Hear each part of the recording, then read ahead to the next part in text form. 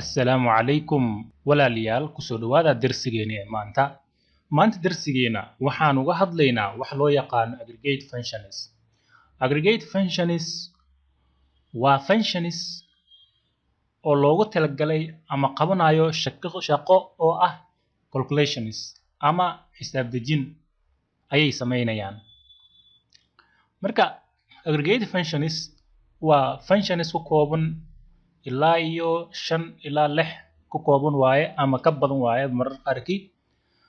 Marka maanta darsigeena wuxuu ku saabsanaan doonaa ilaa iyo 5 qayb oo ka mid ah aggregation functionska oo shaqada ay qabanayaan inta badan ay tahay calculations, dejimo oo xisaab dejin iyo wixii la mid ah ay sameynayaan. Aggregation functionska maanta aan isticmaalayno waxa ku jiri doono function aan horay u soo isticmaalnay iyo kuwa aan horay aanan u soo isticmaalin dhamaantoodaba. Marka aggregation functionskan inta badan waxaa la isticmaalaa group by ama having ayaa la isticmaalaa. Marka group by and having way noo soo socdaan waan arki doonaa. Laakiin hadda aan aragno qaabka aggregation functionska u shaqeeyaan iyo wax loola jeedo. Aggregation functions intaan ayay kooban yihiin. Aggregation functions midkood waa average, mid labaad waa count, mid saddexaad waa minimum ama min, mid afraad waa maximum, mid shanaadna waa sum. Marka average waxay calculate gareynaysaa set of values ayay calculate gareynaysaa. Inta badan waxa waaye value-geeda ama calculation-keeda waxa ku jiro point ayaa ku jiro ama dhibco ayaa ku jiro. Tan labaad waa county oo horay baanu soo aragnay, waxay noo soo celinaysaa ama noo soo bandhigaysaa inta row ku keedsan table-ka ama column-ka inta rows oo ku keedsan ayay noo soo bandhigaysaa. Waa sidaan horay u soo aragnayba. Midda saddexaad waa minimum, waxay noo soo bandhigaysaa tiro meel ku keedsan yar ayay noo soo bandhigaysaa. Maximum waa cagsigeeda, tirada ugu badan ama numberka ugu weyn oo meesha ku jiro ayay noo soo celinaysaa. Sum sidoo kale waxay noo calculate garanaysaa sum of values, tiro la isku daray natiijadeeda ayay noo soo bandhigaysaa. Marka aan fiirino anagoo isticmaalayno BGAdmin-keena, halkan waxaan joognaa BGAdmin 4-keena. Marka waxaynu leenahay waxaan isticmaalaynaa table-ka magaciisu yahay film ayaan isticmaalayno oo waxaynu leenahay select everything waxaad ku soo doorataa from film noogu soo door run ayaynu leenahay. Halkan marka waa ujeedaa filmku wuxuu ku kooban yahay film ID, title, description iyo sanadkii la soo daayay iyo language ID-giisa iyo rental duration-kiisa, rental rate-kiisa iyo replacement cost iyo length wax badan uu leeyahay. marka halkan waxaan isticmaalaynaa replacement cost ayaan isticmaalaynaa qiimaha filmka ayaan isticmaalaynaa maadaama anaga aan rabno inaan sameeyno calculation. Then halkan waxaan naanay select soo dooro wax walba waxaad ka soo doorataa film ka soo dooro ayaan dhahnay, natiijadan ayaa noo soo baxday. Marka halkan maxaan isticmaalaynaa oo waxaynu leenahay halkan maadaama filmaanta aan soo dooranay waxaan isticmaali karnaa si aan u isticmaalno kan ugu horeeyo ama functionka ugu horeeyo oo aan isticmaalayno. Halkan wuxuu noqonayaa minimum ayuu noqonayaa. Minimum ayaan isticmaalaynaa oo waxaynu leenahay select, halkan waxaynu leenahay minimum round bracket ayaan filinaynaa. Waxaan leenahay replacement costiga qiimaha ugu yar ee replacement costiga noo soo bandhig ayaan rabnaa inaan dhahno. Marka halkan waxaan leenahay replacement cost ayaan gelinaynaa halkan round bracket-ka. Waxaan ku soo dooranaynaa marka xagee waxaan ku soo dooranaynaa from waxaan ku soo dooranaynaa table-ka loo yaqaano film, waayo film ayay ku keedsan yihiin. Halkan marka waxaynu leenahay select soo dooro tirada ugu yar ama lacagta ugu yar, qiimaha ugu yar oo replacement costiga waxaad noogu soo doortaa filmka. Halkan saa ujeedid waxa waaye replacement cost ayuu leeyahay $14, $19, $15. Marka waxaan rabnaa replacement costiga ugu yar inuu noo soo bandhigo. Marka waxaan leenahay waxaad noogu soo doortaa table-ka loo yaqaano filmka. Marka waxaynu leenahay run ayaynu leenahay. halkan marka replacement costiga ugu yar ee filmka waxa waaye $9.99. marka replacement costiga ugu yar ayuu noo soo bandhigay.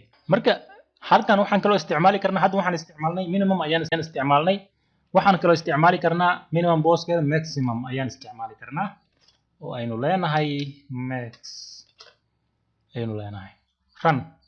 waa ujeedaa maximum cost maximum replacement costiga lacagta ugu badan waxay noqonaysaa oo calaa film $29.99 ayay noqonaysaa qiimaheeda. marka halkan waxaan isticmaalnay minimumna waa isticmaalnay maximumna waan isticmaalnay. mid kale ayaa noo soo hartay oo maximum iyo minimum inaan hal mar aan isticmaalnaa rabnaa. qiimaha ugu badan iyo qiimaha ugu yarba hal mar in naloo soo bandhigaa rabnaa. maxaan samayn karnaa? waxaan samaynaynaa comma bis ayaan u dhexaysiinaynaa. halkan waxaynu leenahay comma, halkan waxaan ku daraynaa marka waxaynu leenahay maxay min noo soo door. halkan marka waxaynu leenahay replacement cost mem noogu soo door ayaynu leenahay run. marka saa ujeedidba halkan waa waxaan soo dooranay waxaan dhahnay maximum iyo minimum labaduba waa soo dooranay. lacagta ugu badan ee filimka replacement costiga filimka waa $29.99. qiimaha ugu yarna waxa waaye $9.99. marka sidaan waa samayn karnaa. mid kale aan isticmaalay hadda waxaan isticmaalnay minimum ayaan isticmaalnay maximum waan isticmaalnay. midda saddexaad waan isticmaalayna waa county horeyna waan soo isticmaalnay. qaabka loo isticmaalayo wax walbana waa naqaanaa, laakiin aan fiirino qaabka aan u isticmaalayno. county marka waxaan leenahay select ayaynu leenahay. waxaan soo dooranaynaa select, waxaan leenahay count. waxaad soo doorataan leenahay wax walbo inta film ee ku jirto tableka loo yaqaano filmka noo soo bandhigay ayaynu leenahay. waxaynu leenahay marka from film run. marka waa ujeeda 1000 film ayaa tableka film loo yaqaano xisaab ahaan ilaa iyo 1000 film ayaa ku jirto. marka count horeyn waa soo isticmaalnay, waa naqaanaa qaabka loo isticmaalayo. waxay soo celinaysaa inta row ee ku kaydsan tableka ama column-ka oo film tableka film loo yaqaano ama column wuxuu noqdaba inta row ay ku kaydsan tahay ayay noo soo bandhigaysaa. waana 1000 film ayaa ku jirto. marka waxa waaye aggregation functionka saddexaad aan isticmaalayno waxa waaye waa average. average-na aan aragno qaabka aan u isticmaalayno. average marka waxaynu leenahay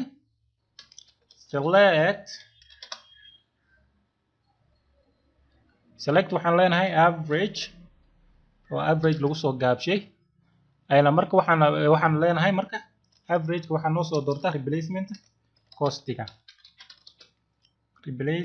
costiga inta average kiisu yahay noo soo bandhig ayaynu leenahay.